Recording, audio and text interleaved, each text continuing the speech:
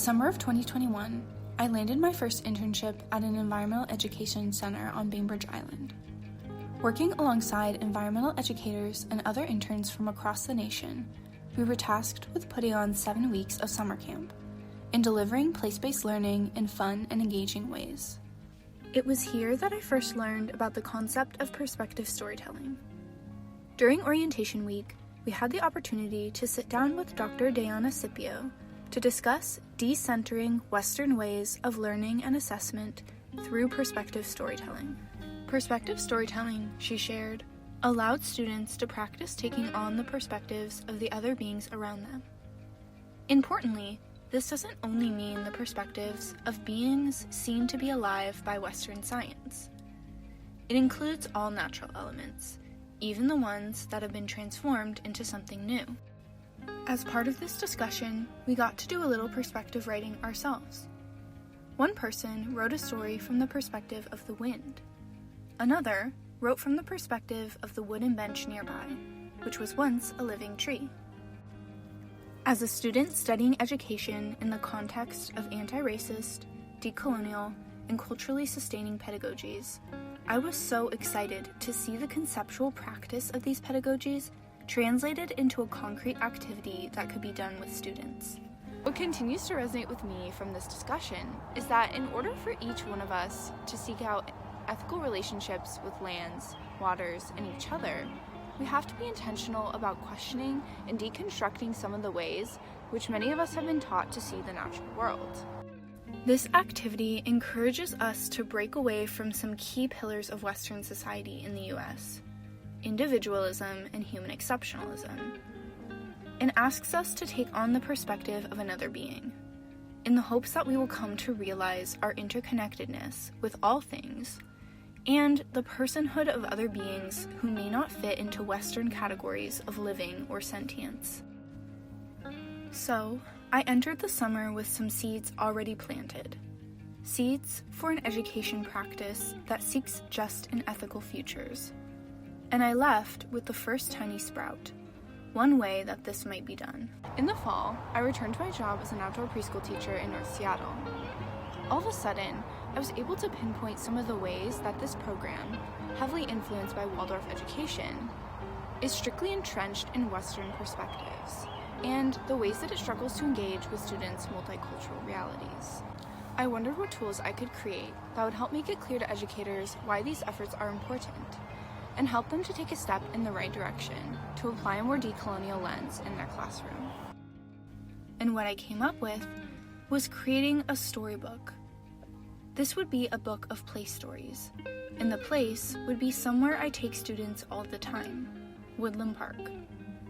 The stories would explore socio-ecological relationships from the perspective of plants, animals, more than human beings, and the various communities that interact with the land now called Woodland Park. I would use my senior project to try and find out how perspective stories can be used to get kids as young as 3 and 4 thinking about their environment more holistically, ethically, and outside the messages they're receiving from dominant culture.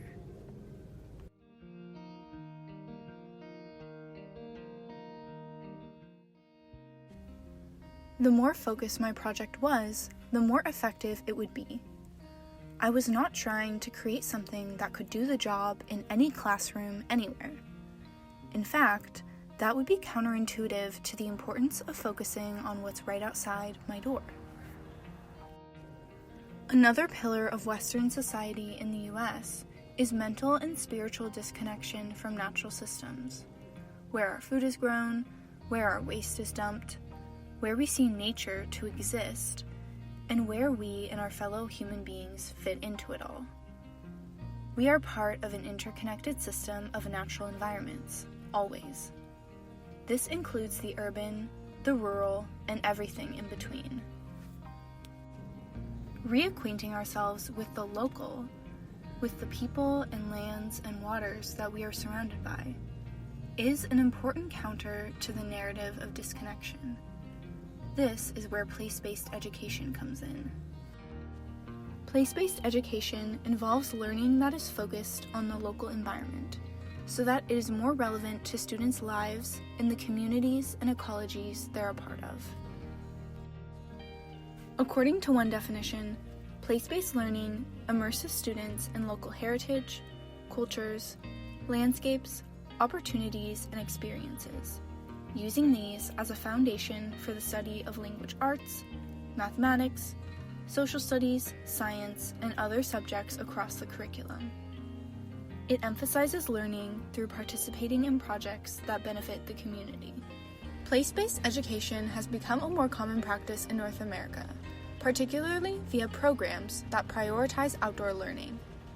In the world of early education especially, forest schools and other outdoor learning settings have become popular alternatives to traditional classrooms. Place-based education could look like preschoolers helping build a native plant garden, or high schoolers creating a multilingual school paper that focuses on local issues, people, and culture. Place-based education like this has been shown to increase students' engagement, as well as their ability to engage with complex socio-ecological issues. In his argument for the value of this kind of learning, education professor Gregory Smith emphasizes that place-based education builds on the familiar and then extends it, validating the culture and experience of students' families and acknowledging them as worthy of inquiry. While Smith acknowledges that place-based education is not a new phenomenon, he identifies its first appearance in North America as the 1970s, influenced by education practices from France. This demonstrates the Euro-Western centrality that my project is contending with. It ignores the reality that Indigenous peoples have lived here since time immemorial. The very concept of place-based education is rooted in Indigenous lifeways. Smith's neglect to mention this reflects a broader trend of erasure in the place-based education movement. It is often grounded in the Western ways of knowing I mentioned earlier, and struggles to engage with Indigenous realities in ways that aren't appropriative or static. I want to give a concrete example of this, as it can sometimes be hard to connect these concepts with things that actually happen in the classroom. At one of my previous workplaces, the teachers and students would all sing songs together during circle time. One of these songs was about little gnomes journeying into Mother Earth to mine for gold. While singing, children and teachers follow along with the lyrics and pretend to be little gnomes. Walking in a circle, they pretend to put sacks on their backs, use a pickaxe, and pick up pieces of gold from the ground. In this song, the children are interacting with the earth, the gold, and each other.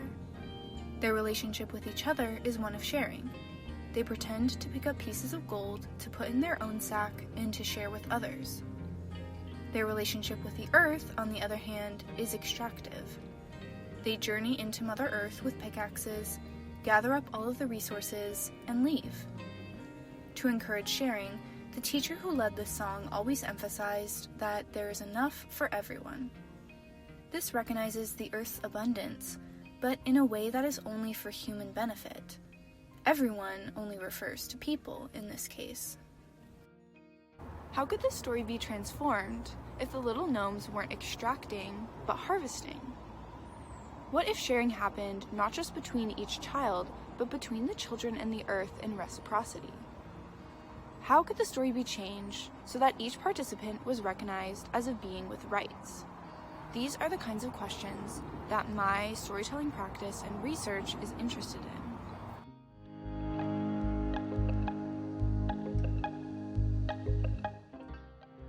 The structure of the storybook has changed quite a bit since I first came up with the idea. The most feasible option ended up being an anthology of 4 stories, informed by 3 specific frameworks from an organization called Learning in Places. Learning in Places, created by Indigenous scholar Dr. Megan Bang, focuses on equitable, culturally thriving, socio-ecological systems learning, and ethical decision-making via field-based science in outdoor places. The frameworks I used are the Complex Socio-Ecological Systems Framework, the Socio-Ecological Histories of Place Framework, and the Phonology Framework. As I wrote stories and designed curriculum, I kept these frameworks in mind. In particular, The framework of phenology, aka the 4 seasons, led me to write 4 stories, each one centered around a different season. The histories of place framework led me to be intentional about how each story was embedded in the history of the land that is now Woodland Park. In every ideation of the storybook, I had hoped that stories could be co-created and not just come from my own head. To make this a reality, I took students on wandering walks through Woodland Park, recording the conversations that took place there to learn more about what they were interested in while outside. I also designed an activity that asks students and educators reading the storybook to add to it, depending on the age group, either creating art or writing perspective stories that focus on another being's experience of Woodland Park.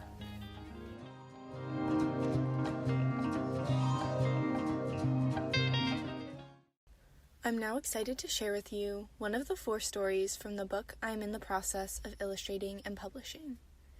It is written for podcast, Winter, and is called The Glacier Story. I am a glacier. I shaped this land. A long time ago, I stood where you stand. I was born from drifting snow, falling to the ground below.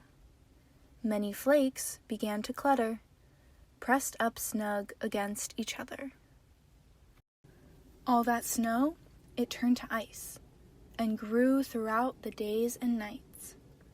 As I got bigger, I took command, and slowly covered all the land. My ice was heavy, my body tall. Each mile I traveled at less than a crawl. I journeyed on and brought some friends to join me at my southward end. I gathered rocks and silt and stones, companions traveling far from home. For years I grew through sun and storm, and then the earth began to warm. I knew that I would have to leave, but I still left my mark, you see. So long ago I did expand, and where I went, I changed the land. Hills and valleys I shaped for you, Woodland Park and Green Lake too. I slowly melted, drip by drip. The things I carried began to slip. I left my rock friends, big and small, to settle down once and for all. They are the gifts I've left behind for everyone to seek and find.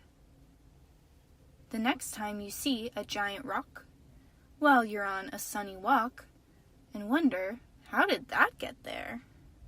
Remember the glacier that placed it with care. Despite the many challenges that this project has posed, I've really enjoyed working on it because I'm very passionate about education that prioritizes just and ethical futures. It has been a very challenging but very rewarding experience to invest myself in a project for 9 months and see what can be accomplished. I hope you all enjoyed the excerpt from my book and learned a little bit more about early childhood education.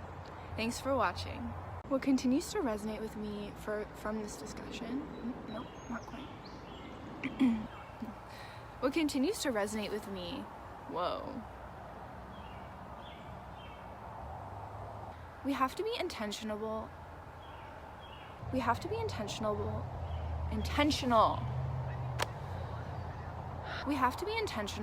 Oh my god. Intentional. Intentionable is not even a word.